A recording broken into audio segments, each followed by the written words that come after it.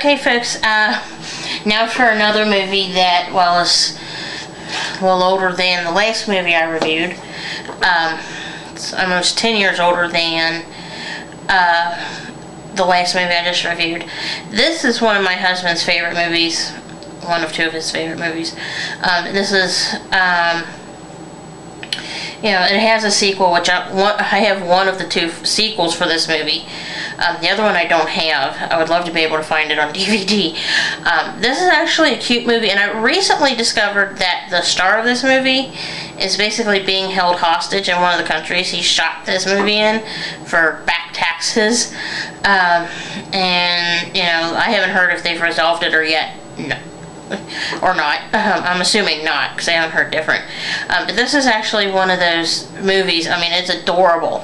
And it's got Paul Hogan, who's the one that's being basically held hostage in his, in Australia at this time, to my knowledge. I can't say, of course, if he ever got let go.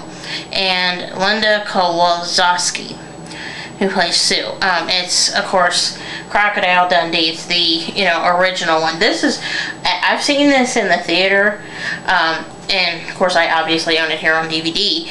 This is an adorable movie. I mean, it's so funny, because it's a comedy, and you can, you know, watch this with your friends or your kids, because, I mean, it's funny enough to where, you know, you can so tell it's like set in the 80s, the 1980s. This was released, of course, like I said, in 1986. It came out on September 26th of 1986. And I mean, it's so cute. I mean, it starts off with Sue Charlton, who's of course played by Linda Kozlowski, as I mentioned, you know, talking on the phone to her editor, who's played by Mark Blum. Sue is telling Richard that, you know, hey, look, I'm going to go meet this Michael J. Crocodile Dundee, who's played by Paul Hogan, and see about him, see Dundee, because he supposedly had lost a leg, you know, in a crocodile attack, in an outback settlement. You know, when Sue arrives to,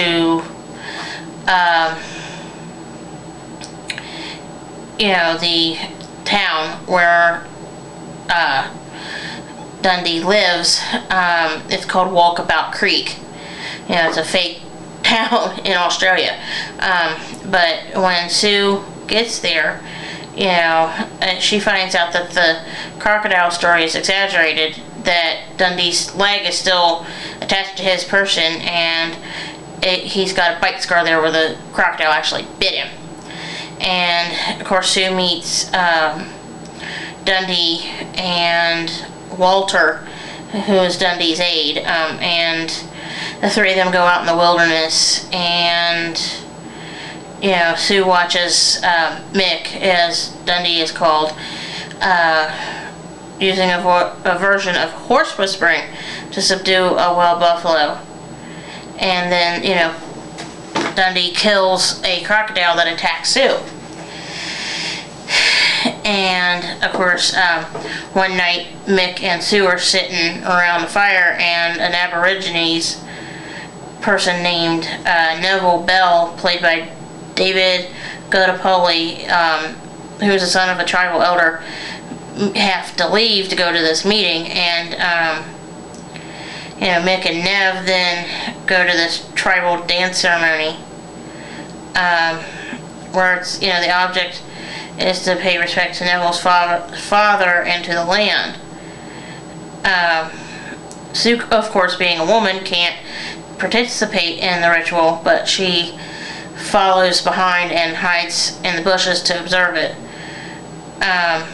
You know, while she's hiding there, Sue spots Mick through her camera's telescopic lens.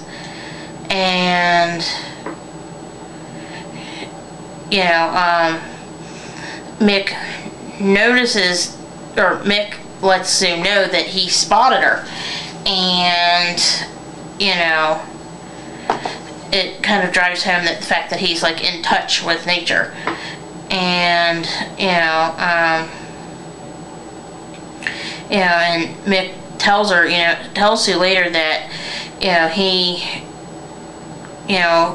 knew she'd follow him because, that she was naturally curious because Sue is a woman and a reporter.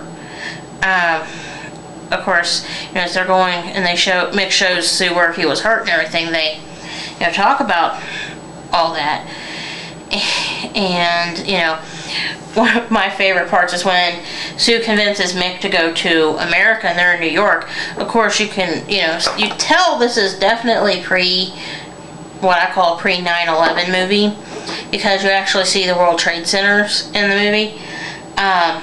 It's like, I don't know why, but it's like, ever since 9/11 happened, 9/11/2001 happened, it's like you can definitely, like, if you've watched the shows and everything, or shows on television and everything, or you live there, like if you ever watch like movies like this that actually show like the trade towers, you think those ain't there anymore. Well, you have to kind of put it in perspective, and like I have to remind myself that hello, this film was shot a good 15 years maybe before 9/11/2001 happened. You have to wait a minute, time out, back it up.